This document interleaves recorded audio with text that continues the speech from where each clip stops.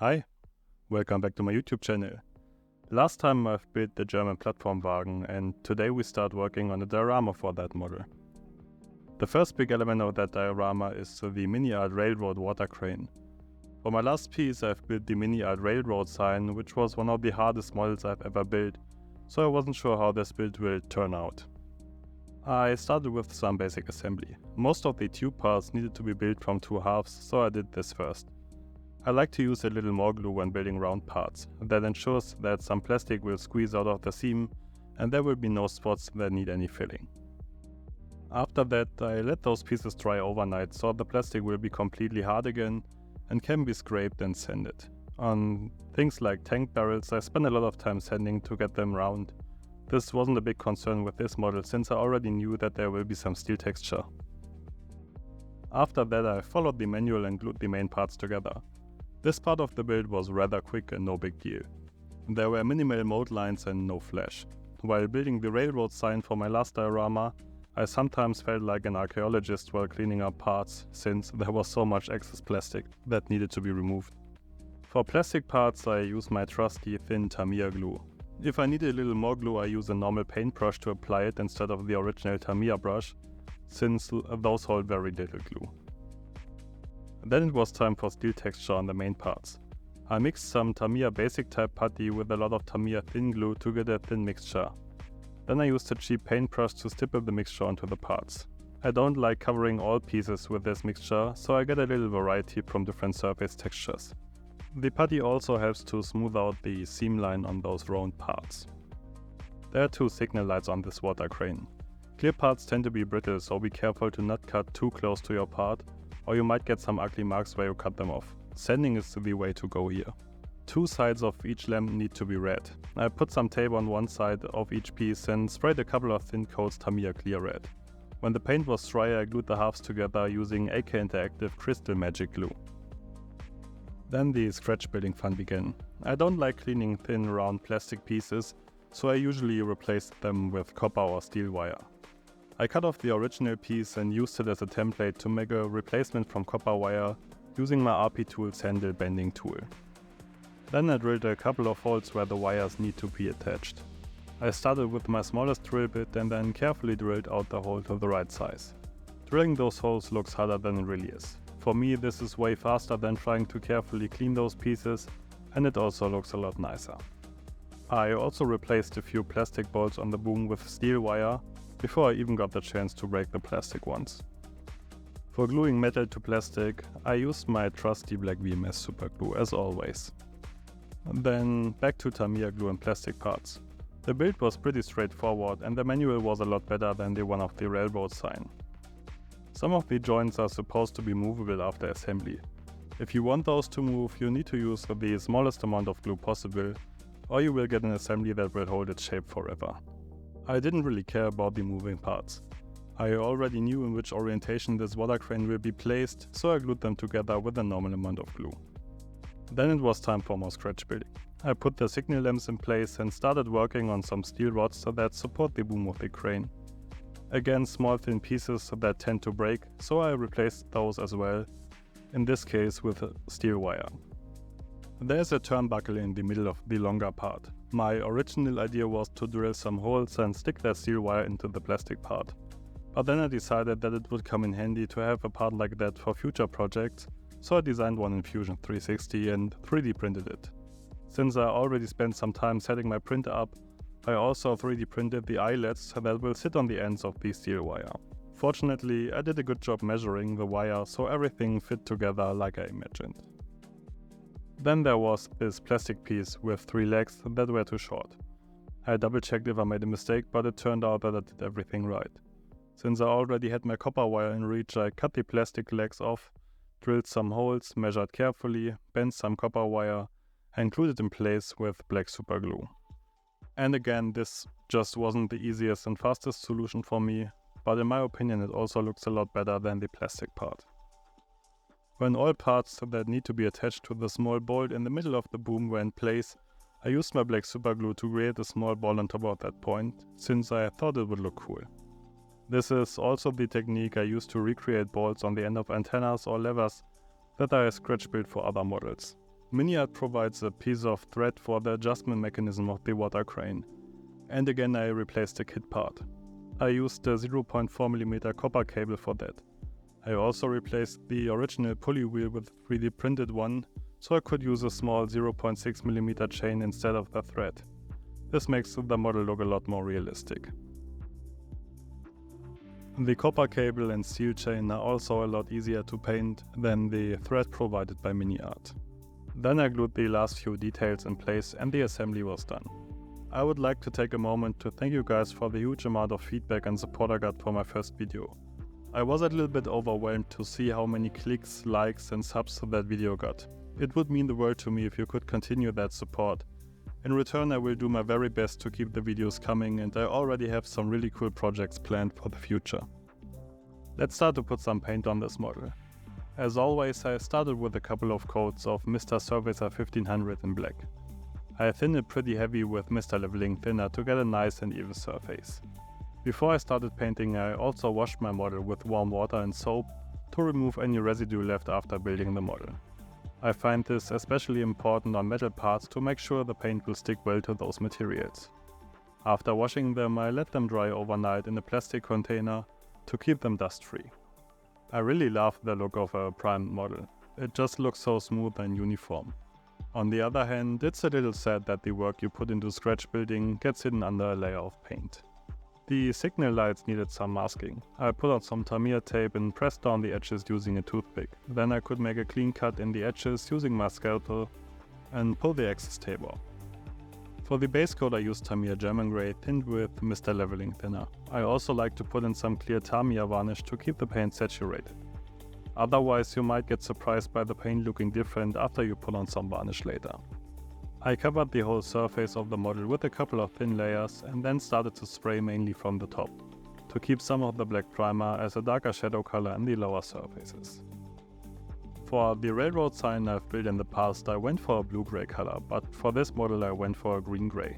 So I started adding small amounts of interior green to make my paint lighter for post-shading and to also shift the hue from grey to green. Green-grey is, as far as I know, not completely accurate for the time period my diorama is placed in, but it fits the overall look a lot better. For me it's okay to sacrifice some historic accuracy for a better end result, especially if it's just a minor detail like this. I also started to add some Tamiya deck tint to my paint to make it even lighter and a little more desaturated. Then I continued the post-shading. Even on small surfaces like this, post-shading makes a huge difference and makes the model a lot more interesting. I decided to add a white colored section to the pylon. I was able to remove the upper section with very little force and mask the lower part. Then I sprayed thin layers of deck tint as a base color since pure white would look artificial. I sprayed very thin layers so I could use the post-shading on the green like a pre-shading for the white part.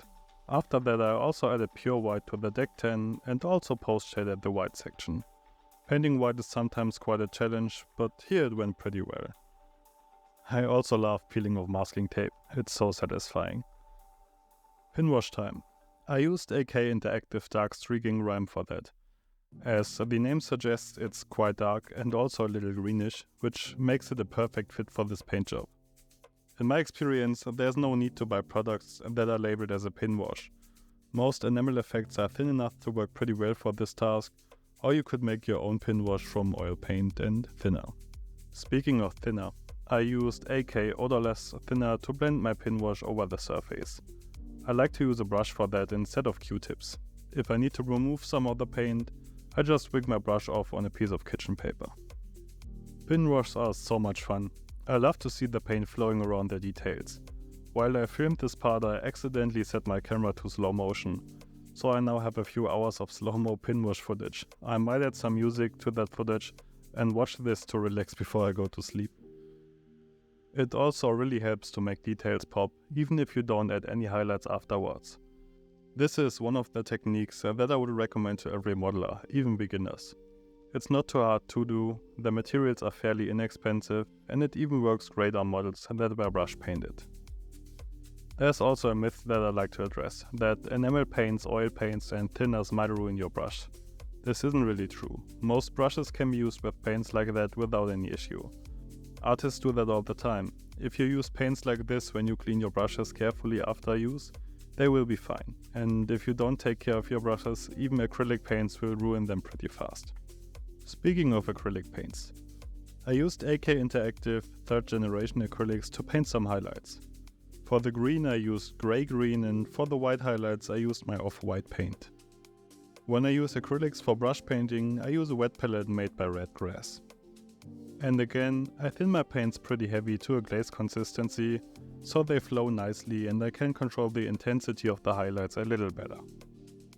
Highlighting small details like bolts, rivets and edges results in an almost rendered look that I really like. Often when I look at models finished by others, online or in person, I see a lot of models that received some really heavy weathering, which can look pretty cool, but this also often leads to minimal contrast in the model, and to me it feels like that all the details then get hidden in shadows and mud.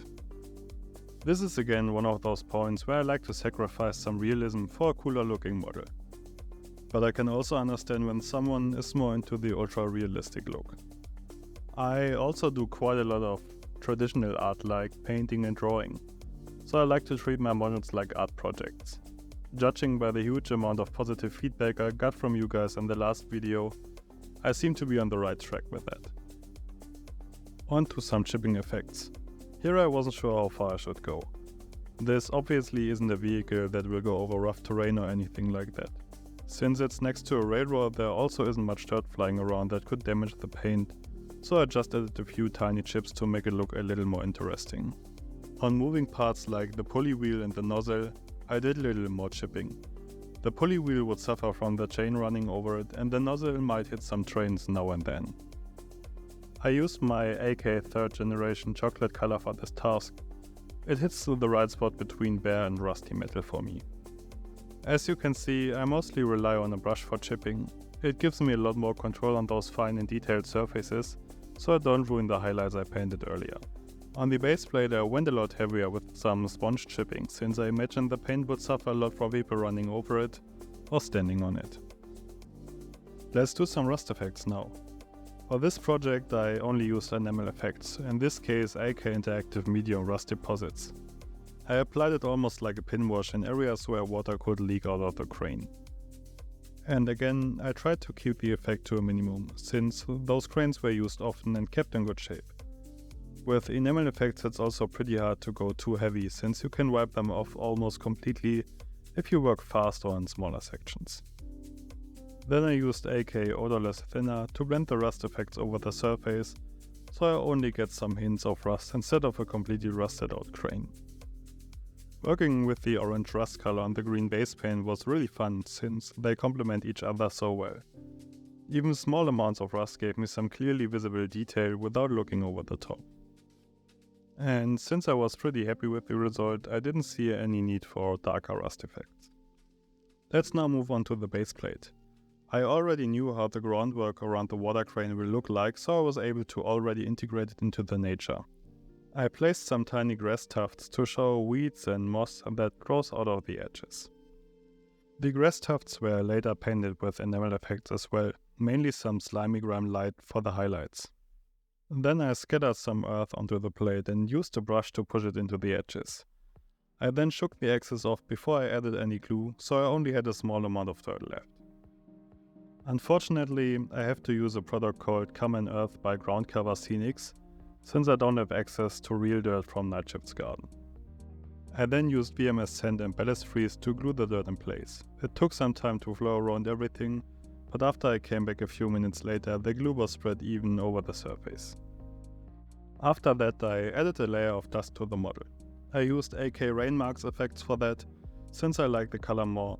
It's a little darker than the AK Dusteffects. After I placed a few dots all over the surface, I used Odorless Thinner again to blend the paint all over. Now it was time for some matte varnish. I use AK Ultra Matte Acrylic Varnish. This ensures that there's a 0% chance for the enamel paint to reactivate. After the varnish was dry, I went back to enamel effects. I wet blended AK Damp Earth with AK Eartheffects. Damp Earth is a shiny paint, so it still looks wet after drying. Because of that, it was important to use the matte varnish before I used the Damp Earth paint. otherwise I would destroy the effect directly. And then I used AK Weteffects for the first time. This is more or less a clear shiny enamel varnish that makes the surface look wet. I applied it around areas where I could imagine some water leaking out of the water crane. On the tank car I've built before I started this project, I used AK Fuel stains, and I really liked the effect of the shiny stains on the ultramatte surface. So I was quite excited that I could use the Weteffects again on this project. This is again one of those details that aren't visible on first sight, but you will notice them for sure when you take your time and look a little closer. Then I realized that I didn't add any set residue to the model, so I changed this by dabbing some AK burnt jet engine pigment over the surface. There's a tiny amount of shiny pigments in it and that make it look even more realistic than black pigment alone. Then I assembled the model for the final time. The boom is still movable, but I will glue it in place when the water crane sits on the diorama. The chain had the perfect patina right out of the box, so I just added some hints of rust followed by some metallic highlights, stippled on with a sponge. Then I put it onto the pulley wheel without any glue so it still moves like a chain, and the water crane was finally finished. I was pleasantly surprised how easy and fun it was to build this model. I really like MiniArt kits, but sometimes they are just way more complicated than they need to be. And while the quality is usually pretty nice, I've seen some kits in the past that were a little disappointing. At first I wanted to include the footage of this video into the upcoming diorama video, but after my friends have seen the end result, I got convinced to make a separate video so I can show you every detail of it. In the last video I promised you that the next video will be about the cargo for the Plattformwagen. Unfortunately I ran into some technical difficulties with that, so I had to delay it a little. But the next video will be for sure about that topic since I'm almost finished with that. In the meantime, I would really appreciate it if you could like this video, write a comment and subscribe to my channel. I wish you all the best and hope to see you next time.